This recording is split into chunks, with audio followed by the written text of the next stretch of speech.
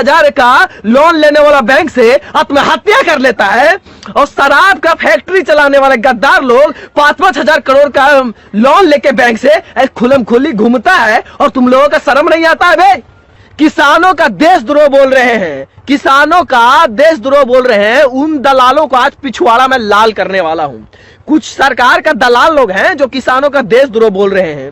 अबे भड़वे, खुद को अंदर झांक कर देखना, समझ में आएगा कि असल में देशद्रोह साला तुम लोग हो। किसान तुम्हारा बाप का कमीनी नहीं मांग रहा है, किसान तुम्हारा बाप का कमीनी नहीं मांग रहा है, और सरकार का कमीनी नहीं मांग रहा है। वो किसान अपना अधिकार मांग रहा है। वो फसल तैयार करता है ना, उसका सही दाम मिलना चाहिए, ये किसान मांग रहा है। ये जो तीनों बिल जो सरकार लाए हैं, ये बिल आपस चाहिए, ये किसान मांग कर रहा है। तुम्हारे बाप का कमीनी मांग नहीं कर रहा है।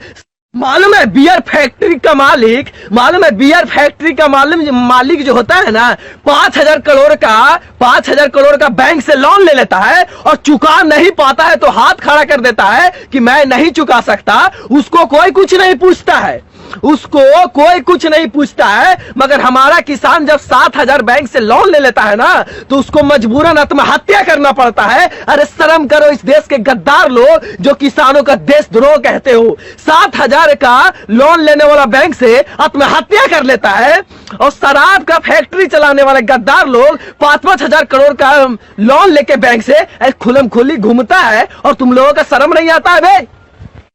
अब मैं ये तीनों काले कानून के बारे में बात करता हूं जो कि सरकार ने तीनों बिल को लाया है। वो पहला बिल क्या है? पहला बिल है कृषि उत्पाद वाणिज्य कानून। ये क्या है? इसमें सरकार का कहना है कि किसान कहीं भी अपना उपज ले आके बेच सकता है, यूपी या जहां चाहे वो ले आके बेच सकता है। तो भैया इसमें कौन सा सरकार नया काम कर दिया, मुझे कोई समझाए। ये तो पहले भी था ना, पहले भी किसान अगर चाहता तो यूपी बेच सकता था या कहीं भी जाके बेच सकता था। इसमें कोई सरकार कोई नया बदलाव नहीं किया। इसमें किसान चाहता तो कहीं भी लेके अपना फसल को बेच सकता था, मगर बेच नहीं पाता था किसान। बेच क्यों नहीं पाता था? क्योंकि जो किसान बैंक से 7,000 का लोन लिया है, उस किसान के पास औकात है कि यूपी जाके माल बेचे, यूपी जाके अपना धन अपना अनाज बेचे? उसके पास है ये क्षमता? नहीं। मगर फिर भी ये सरकार कानून लाया है, ये बड़े बड़े प्राइवेट कंपनियों के लिए, बड़े बड़े लोगों के लिए, कि गरीबों से सस्ता दाम में माल किनो और ले आके कहीं भी ले आके बेचो। आपको लगता है कि आपको लगता है कि किसान अपना माल दूसरे स्टेट में ले आके बेच सकता है? कभी नहीं बेच सकता। और पहले भी बेचने का अधिकार था मेरा भी। अगर मैं एक किसान हूं, अगर मेरा अनाज हुआ है तो मैं चाहूं तो किसी भी स्टेट में ले आके बेच सकता था। ये पहले भी अधिकार था, इस पर कोई रोक नहीं था। मगर इस सरकार ने लाके और ज्यादा से ज्यादा ये प्राइवेट लोगों को, बड़े बड़े लोगों को छूट दे दिया है कि किसानों से सस्ता दाम में माल किनेंगे और ले आके दूसरे स्टेट में जहां हाईएस्ट रेट है वहां ले आकर इन लोग बेचेंगे, वो काम करेंगे। तो इस कानून में कोई सरकार कोई बड़ा बदलाव नहीं किया और कोई बड़ा काम भी नहीं किया है। अब दूसरे कानून के बारे में बात करते हैं, और ये सरकार का दूसरा कानून है जिस कानून का नाम है कॉन्ट्रैक्ट फार्मिंग। आप इसको थोड़ा बढ़िया से समझिएगा। यही कानून जो है जो सबसे ज्यादा किसानों के साथ अत्याचारी हो सकता है आने वाला समय में। कॉन्ट्रैक्ट फार्मिंग, सरकार को कहना है कि किसान चाहे तो प्राइवेट कंपनी के साथ कॉन्ट्रैक्ट फार्मिंग कर सकता है, और पहले ही चाहे तो वो प्राइवेट कंपनी हो दाम बता देगा कि हम इस तरीका से आपको फसल के किनेंगे।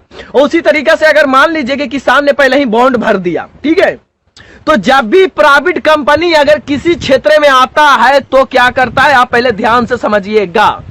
किसी क्षेत्र में अगर प्राइवेट कंपनी आकर काम करता है तो सबसे ज्यादा प्राइवेट कंपनी फायदा देने का काम करता है। अब क्या करेगा? मान लीजिए कि एमएसपी सरकार ने दाम तय किया है, मतलब मंडी में दाम चल रहा है, सरकारी मंडी में दाम चल रहा है 1900 रुपये प्रति क्विंटल चावल।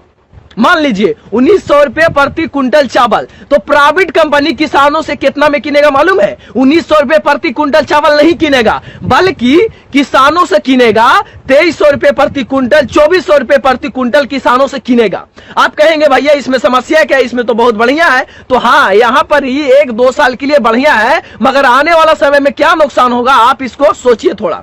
आने वाला समय में यह नुकसान होगा कि सरकारी मंडी में 1900 रुपये प्रति क्विंटल चल रहा है और प्राइवेट कंपनी 2300 रुपये 2400 रुपये प्रति क्विंटल दे रहा है। तो सारे किसान क्या करेगा कि प्राइवेट कंपनी से ही माल बेचना पसंद करेगा और सरकारी मंडी में कोई नहीं जाएगा।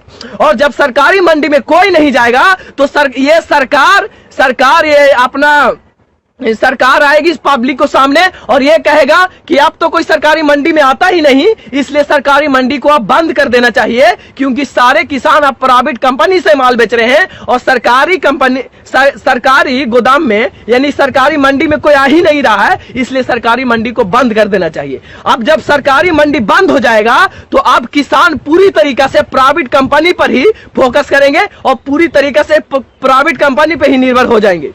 पूरी तरीके से किसान प्राइवेट कंपनी पे निर्भर हो जाएंगे और जब सरकारी मंडी बंद हो जाएगा तो किसानों का क्या दुर्दशा होने वाला है आप सुनिए।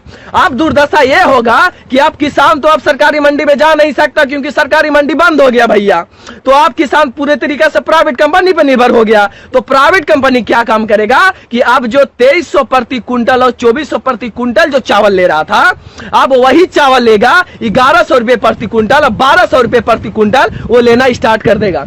क्यों स्टार्ट करेगा? क्योंकि अब सरकारी मंडी तो बंद हो गया, अब किसान जाएगा कहां? अब जब भी जाएगा तो किसान प्राइवेट कंपनी से मजबूरी में बेचना पड़ेगा। 1100 रुपए और 1200 रुपए प्रति क्विंटल किसानों को बेचना पड़ जाएगा क्योंकि सरकारी मंडी तो बंद हो गया। अब सरकारी मंडी के पास जाएगा कहां? और ये सरकारी मंडी पक्का बंद होगा भैया।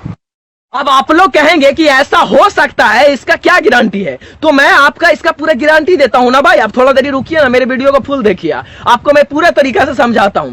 आप लोग के मन में तो ये विचार चल रहा होगा कि ऐसा क्या गारंटी है कि सरकारी मंडी बंद ही हो जाएगा। तो होगा ना, जब प्राइवेट कंपनी से पूरा लोग किसान जब माल बेचने लगेंगे तो सरकारी मंडी में तो कोई जाएगा नहीं। अब सरकारी मंडी लॉस में रहना चाहेगा, सरकार लॉस में रहना चाहेगा, सरकारी मंडी में कोई नहीं जाएगा तो सरकारी मंडी झूठ के चलेगा। अब सरकारी मंडी को बंद ही कर देगा ना, और जब सरकारी मंडी बंद कर देगा तो पूरी तरीके से प्राइवेट कंपनी किसानों के साथ शोषण करेगा और उसको साथ अत्याचारी करने का काम करेगा। उदाहरण के लिए आप समझ जाइए, जियो, उस समय एयरटेल और आइडिया बहुत फेमस था मार्केट में, मगर जियो ने आया तो जियो ने अपना मार्केट जमाने के लिए क्या किया कि सबको इंटरनेट फ्री भैया, कॉलिंग फ्री, हर एक चीज दिया। अब सारे लोग लाइन में खड़ा हो के पूरा जियो का सिम लिए और जब जियो के सिम पूरे इंडिया के लोग यूज करने लगे, जब जियो के सिम पूरे इंडिया के लोग यूज करने लगे और एयरटेल और आइडिया पूरा नीचे आ गए, तो इन्होंने क्या किया कि अपना रेट बढ़ा दिया। अपना रिचार्ज का देखिए आज रेट कितना हाईएस्ट कर दिया है।